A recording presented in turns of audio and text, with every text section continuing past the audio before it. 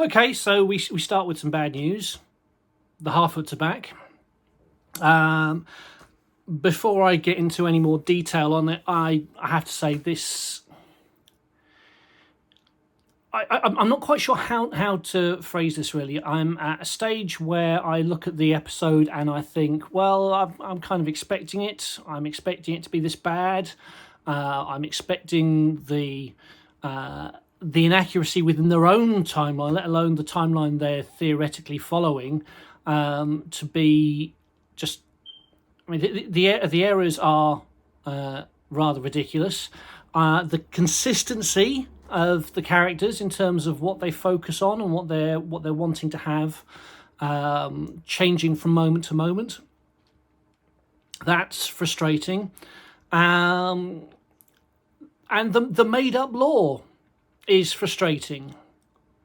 But at the same time, as I said, it's what we're used to. This is the Rings of Pur. It's in fact, Pour's probably an overstatement for what these are. These are the rings of absolute and utter rubbish. That's what it is. This is the rings of absolute rubbish. And for anyone who's seen Star Trek Discovery, you will see, you'll know from having watched it, we have a whole host of things where Spock in particular is created completely new within this storyline that we have for Discovery, where we have this brand new, never before heard of sister that we can never mention because of the space, so the time directive or whatever it is, the ruling they go by, which says we can never reveal anything about the past. Or the future, or whatever it is. It's been so long since I watched it because I only got up to series 2. That, yeah. Anyway, all of that. We have that kind of thing of the recreation of Tolkien's mythology that he crafted, that he created, that he has given to us. All of that stuff that Tolkien's created, they're putting in new origins to it. So we had 2 in particular, which I'll get to in a minute. But one was about Mithril, and one was about the well-known phrase, "Not all who wander are lost." So I said, get to those in a minute. So we start off this episode. Nori is teaching the wizard, teaching Gandalf or whoever it is, about being there to help. Now, whether this is another of these trying to reinvent the mythos of the Istari and trying to say, well, this is how they learnt how they were there to help, rather than what Tolkien actually tells us, which is that they're sent to help by the Valar in a man, and then they're sent over. I should also point out, sent over by boat, because the first person that Gandalf properly interacts with is Círdan, and Círdan gives him the ring, Nenya, if I'm remembering the... is it Nenya or is it Vilya? Maybe I've got it completely wrong and it's the third one that I can't remember the name of, but the Ring of Fire. And he gives it to him, saying that Gandalf has a long journey ahead of him, or something like that, basically showing foreknowledge of Gandalf's trials and tribulations in Middle-earth. So, anyway, as I was saying, they get over to Middle-earth because they're sent to help. It's not that they learn, oh, we're supposed to be here to help. They're sent with the very specific reason that they're there to help. So if this is trying to get the Harfoots to be influential in what is yet to come in Middle-earth from the point of view of the Rings of Power, then it's another attempt at screwing up a mythology to make itself more important than it actually is. And then we have the first of these very definite kind of redefinitions of core things. If you know the book, The Lord of the Ring, well, you'll know that when Frodo reaches Bree, he introduces himself to Barnum and Butterbur, the guy who runs the Prancing Pony, and eventually Butterbur gets around to giving him a letter that Gandalf had given him to pass on. In fact, to send to Frodo in the Shire, but he doesn't get around to it. And one of the things that we see, if I proof I do read, or indeed at least have read in the past. We have all Gandalf's explanations as to what's going on. He then has a PS saying not to use the ring again, and then a PPS saying make sure that it is the real Strider. So he's said to look out for Strider for help. It goes on, so make sure it's the real Strider. There are many strange men on the roads. His true name is Aragorn. And he then has a riddle, which obviously from Bilbo's past in The Hobbit, we know that riddles are a thing for this family. And he says, all that is gold does not glitter. Not all those who wander are lost. The old that is strong does not wither. Deep roots are not reached by the frost. From the ashes a fire shall be woken. A light from the shadows shall spring. Renewed shall be the blade that was broken. The crownless again shall be king. And obviously this is Tolkien's way within the elven mythos and the elf friend mythos, so the Dunedain as well, of the future being foreshadowed by prophecy, and prophecy through riddle or poem. Somewhat similar to what you have in the Bible, and obviously with Tolkien's background as a Catholic, he would have been well aware of this, and no doubt this would have influenced him in terms of how he created this prophetic element to the storyline. But anyway, not all who wander are lost is an often repeated phrase. And yet in here we have it as a song by the Harfoots. And part of me just wanted to scream at that point, because this is basically saying Aragorn doesn't look like he's a king, but he is. He looks like he's just this fairly disgusting to look at, messy as anything, vagabond or ruffian who the hobbits would want nothing to do with, and yet they do, because he's actually the future king of Gondor and Arnor, the heir to Isildur, etc., etc., etc. He is all of these things, but he doesn't look it on the outside. Interesting as well, another hint to the Bible, when we see David being chosen as king. God says to Samuel, when Samuel says, why is it not any of these, talking about David's older brothers, because they all look really impressive, then God says, I don't look for what's on the outside, I look for what's on the inside.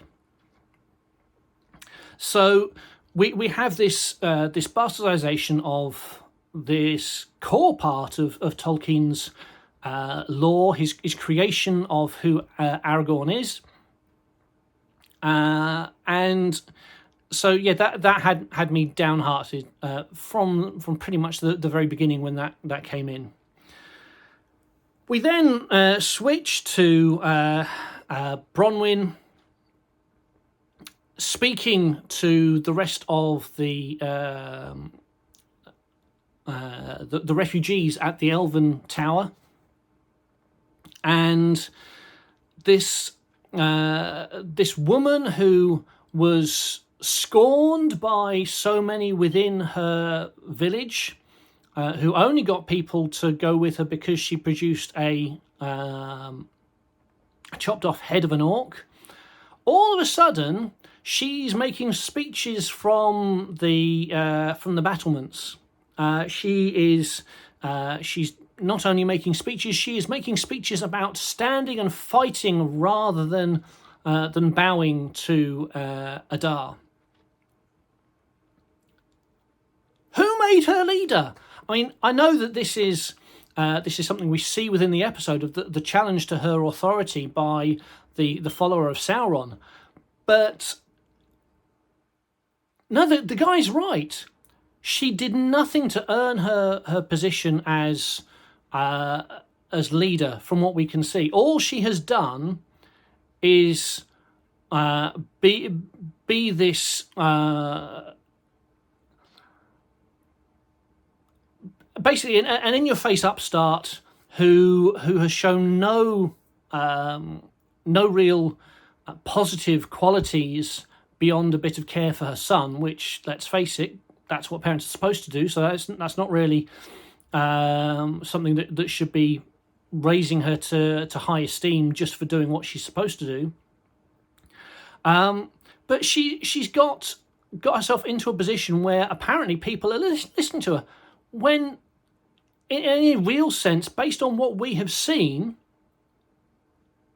she's a nobody who no one else within her group would listen to much, if anything, that she says. All we've seen is what we've been told about her. She has absolutely no respect from the viewing audience, so seeing her trying to rally the troops and raise morale and all that kind of stuff, it means absolutely nothing. Why on earth is she there, is all that I can have come to mind. So, at the very least, this is incredibly poor storytelling. It's incredibly poor character building and character development. And it's doing nothing for me to think that I should actually care about her and her story. And because I'm not learning anything else about any of the other people, apart from her son, who's vaguely interesting for the fact that he's got this magical item, which we'll come to in a little bit. All of this just says, meh, really, for the whole storyline of the people of the South. The Southrons, as I suppose we could refer to them. I know some people refer to them as the Haradrim, but they're for those who are south of Mordor. So it's entirely possible, if Mordor didn't exist in the way that it does by the time we get to the Lord of the Rings films, if this whole creation of it that the Rings of Power is suggesting is something vaguely close to the truth, at least in terms of how Tolkien might have seen it, well, they wouldn't really have been referred to as Haradrim, because Haradrim was I believe I'm right in saying it was the Dunedain reference for people of the south, and that's south of Gondor. These people have nothing to do with the Dunedain, because in this storyline, we have no Dunedain to define north and south in Middle-earth, because all they have is Númenor. They have no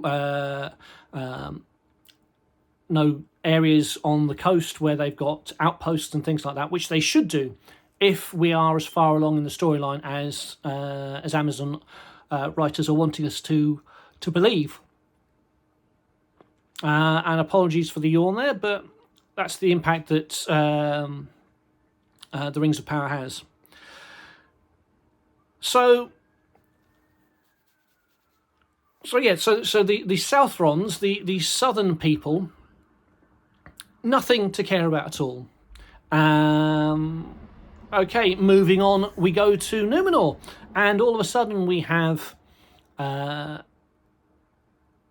Queen of Númenor saying the word fellowship in a way which is to entice feelings about Lord of the Rings again, and both the Fellowship of the Ring film and also the book and the use of the term within the whole Middle-earth legendarium, all that kind of stuff. Oh, do shut up was all I could think at that point. It keeps on being referred to as member berries. Now, I hate the term because it sounds like something a 6-year-old would say. Either that or someone who's completely illiterate and unintelligent, because it's a ridiculous word. But that kind of phrase that it is basically what it is. It's, let's grab you in with something that's completely unrelated to what we're doing, but it'll make you think it is. Remember that? Remember that? That's what this is. No, it's not. Shut up. Anyway, and we also have Galadriel nodding / bowing to Miriel. When did this happen? She's been foul and abusive to the Queen for most of the time she's been there, incredibly haughty and up herself, to the point at which the Queen threw her in jail because of how she was behaving. And now, all of a sudden, because she's got her own way, she's bowing as the Queen leaves. I mean, good grief, is this poor writing? I mean, if she is the character that she is portrayed as being, she couldn't give two hoots about Miriel. Miriel is irrelevant, apart from the fact that she's going to be providing an army to go and do Galadriel's bidding. But if she cared about the fact that she wanted the army, she'd have been bowing and bending the knee and all that kind of stuff in order to get it. But no, she doesn't. That's the whole thing we've seen in the previous episodes. So this completely destroys the personality type that we've been seeing created. It makes an absolute mockery of it and says that actually they just write a character to do whatever they feel like doing on the spur of the moment. There's no real little black book of personalities and character traits and all that kind of stuff for each individual character. It's just, what do we think they should do here? Even though it makes absolutely no sense to the character that's all that's already been created. So, as I said right at the beginning, the consistency is completely gone already in so many things. And so we now pop back to the Harfoots, and the Harfoots, we're back with the main group rather than the family that's being left behind. And we've got two moany women saying we should get rid of these people and let them die. Apparently they're running short on supplies within the main group, something like that, and they're moaning, saying, people are going to go without, people are going to starve. And so one person says we should have taken their wagons off them and left them there to die.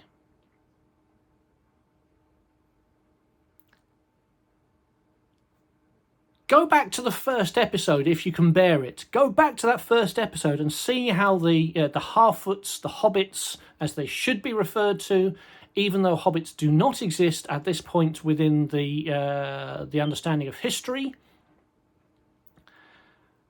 Go back and see just how they're portrayed there.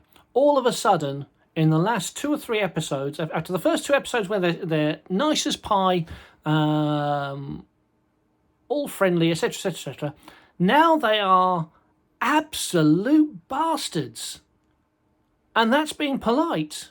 I mean, there are many, many, many unrepeatable 4-letter words that could be used to describe the Harfoots. That's how bad they come across. It's... The way I've basically described them is they are truly disgusting and hateful. They really are. They're absolute swine. And I can't believe... I mean, I can believe inconsistency, but inconsistency on this level, to be so tuned out from your own creation that you don't spot this.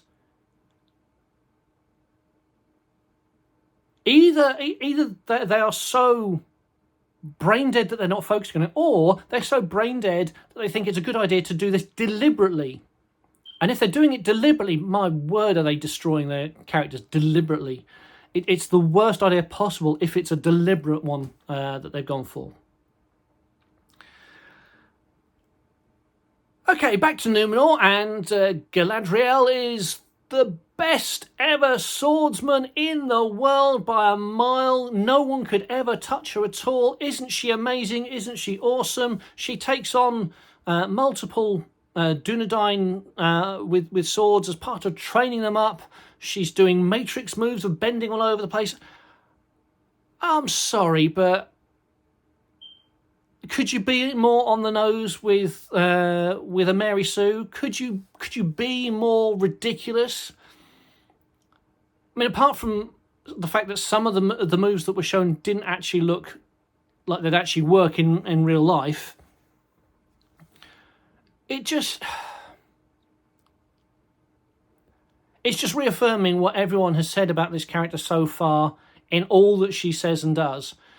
She's either right and everyone admits it, or she's right and nobody accepts it, but she gets her own way in the end. And whenever she's given any kind of challenge, she always rises far above the expectations that are given for her. And it's just, there is no challenge for her. I mean, why she can't simply walk up to, why she can't swim of her own on her own strength to Middle Earth, go to Mordor, find all the orcs and kill them off in the space of an afternoon. I don't know, because that's effectively what they've created in this character. It's utterly insane. And then we see a bit of a portrayal of Pharazôn. Now, there's one thing which is yes and one thing which is no about this character. And the first thing is they're portraying him as being underhanded, trying to get his own way within things. And there's an element to which, well, he was like that before Miriel was anywhere close to the throne. He was quite clearly getting the king's men on his side, and this was him being kind of underhanded in a way, but it was also blatant. Everyone knew who the head of the Kingsmen was. Everyone knew who had the ear of the people, and it was more blatant than anything that's being shown in this. And then we have the fact that actually, by the time Miriel gets this close to the throne, he would have been taking over from her. He would have been forcing her to marry him, taking the scepter for himself, and going ahead and doing all that he wanted as king. So there's elements to which they're accurate, and there's elements to which they're completely underselling this character. I would say he's possibly the most... Well, he's the closest to any of the characters they're portraying that exist within Tolkien's lore, of any of the ones they've got. He's the closest, but even then, he's miles off. And then we have him talking about the fact that the reason why he's encouraging the army to go to Middle-earth is because he wants to have tribute from the local peoples there. He wants to have money coming in, resources coming in. Now, as I've mentioned before in previous videos, the whole way that Numenor interacted with Middle-earth was that they had outposts all along the coast. Indeed, some of their mariners went way outside of the known maps of Middle-earth, further south than Harad, further south by many, many miles. They had access to all of this stuff. Part of the reason why in the Second Age you started to see trees disappearing near the coast was because Numenor had these outposts along the coast, and they started to chop down the trees to build their outposts, and then also building more boats and things like that. So this whole thing with saying, I want to have more resources coming to us and so on, according to the proper timeline, you already have this. You already have all of these connections of wealth and resources and so on, all coming to Numenor through these outposts. And we're only halfway through, and I'm 25 minutes into this video. Gil-galad. What an absolute arse. What an absolute donkey's rear end. And not only is he let's try and use acceptable language, shall we? Let's say he's again stuck up himself, and to a point I'd say potentially abusive towards Durin. We then also, after the meal that's been had with Durin as a guest in Lindon, we then have a conversation between Gil-galad and Elrond where Gil-galad is blatantly racist. He uses the term Peridil. He says Elrond Peridil. Peridil means half-elven. So he blatantly calls Elrond a half-elf. And in a fashion and a setting which is very clearly saying, you are beneath me. You are scum to me because you are not fully elf. So a racism that doesn't need to be there from a storyline point of view, because that was never the way that that Elrond was treated. But of course, modern day politics, it's got to fit in there somewhere, so why the hell not, I guess, is what the writers were thinking. And we get this whole made-up storyline of the origin of Mithril, where they're suggesting it connects to the Silmarils. They're suggesting that there's a story which has an elf against a Balrog, and the elf is incredibly pure and the Balrog is utter evil, and through their fighting around a tree, the tree gets struck by lightning, and because of the good and the evil that's surrounding it, it sends shockwaves into the earth that creates the Mithril. It's utter twaddle, utter rubbish. There is nothing about this as within Tolkien's writings that I've been able to find so far. If I'm wrong, feel free to mention this in any comments. There's absolutely nothing that I can find about this. And to be throwing in a Balrog, again, it's the member berries. I hate that term. It's the, look, you remember the Balrog? You remember Gandalf and the Balrog? You remember that? Look at this instead. We got a Balrog too. No, oh, shut up. Shut up. You don't need to add this to Mithril for Mithril to be any more special than it already is. Good grief. This is utterly ridiculous. In fact, I go one further. I would say this is utterly disgusting in the way that it's treating the lore in this particular aspect. So let's move away from this and the silliness about the stone table and all that kind of guff. We're back to Galadriel again, and this time Galadriel is apologising to what's his name, Halbrand. She's apologising to, but she's not apologising. A, because we know that's not in her character. B, because she effectively says as much, because she reveals that actually the whole reason she's come to apologise is simply to get him on side, because she wants to get him on side so she can have her revenge. So this is not an apology. This is simply, I want to have him do what I want him to.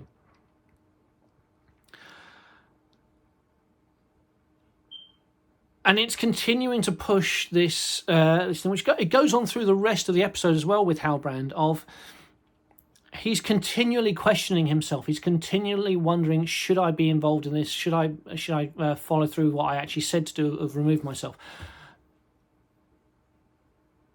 He is being portrayed as an Aragorn character, an Aragorn from the film, not Aragorn from the book. And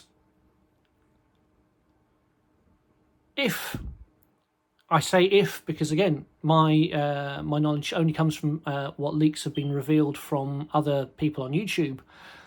If the leaks are correct that Halbrand is Sauron, then all of this questioning himself stuff is going to look like utter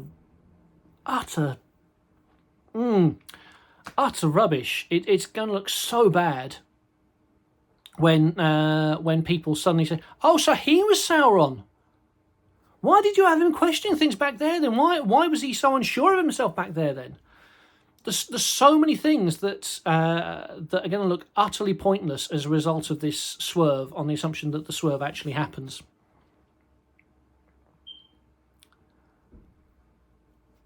Okay, so Galadriel, sorry, not sorry. Halbrand questioning still whether he's going to do anything. So we're back to Bronwyn, who now all of a sudden she's not very good at sticking to her guns. Let's put it like that, because she says, let's fight, and half the people stay and then half go. And then a little while later, as time has passed, she then says to whatever fake black elf is, his name, she's speaking with him, and she talks about how she is now she's wanting to give up for saving to save her son. She's wanting to go and bow down rather than fight, as she said she would do previously. Utterly inconsistent writing again. Just utterly inconsistent. Fiercely looking to fight against a force which is clearly going to wipe them out, to all of a sudden, I think it's better if we just go and give up because we can't win.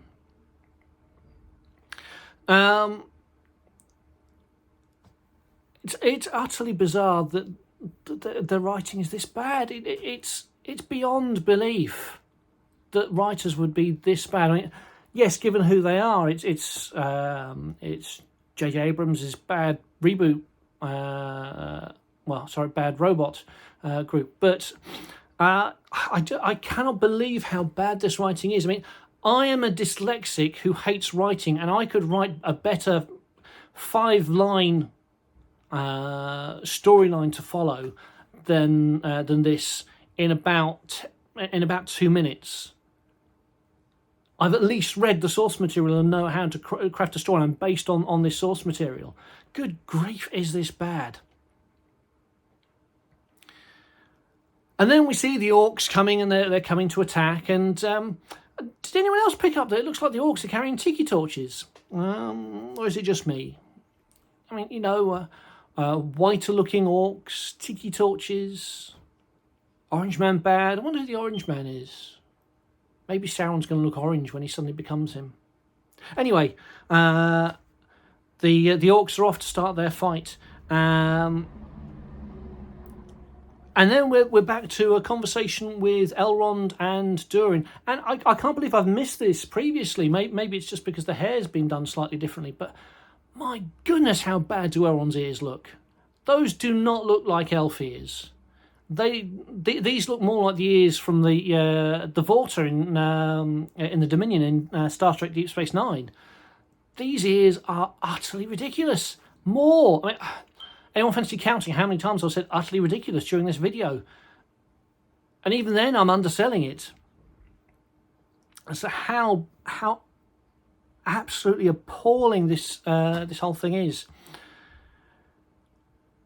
So we finally have the revelation, though it's not done in full. He doesn't retell this ridiculous storyline that's been concocted for the origin of Mithril. And then we're back to more with Halbrand, and the isn't he going to stand up for what he's done? And of course he finally does, and he shows up, and we end with him and Galadriel clasping forearms, and isn't it amazing? We're off to war.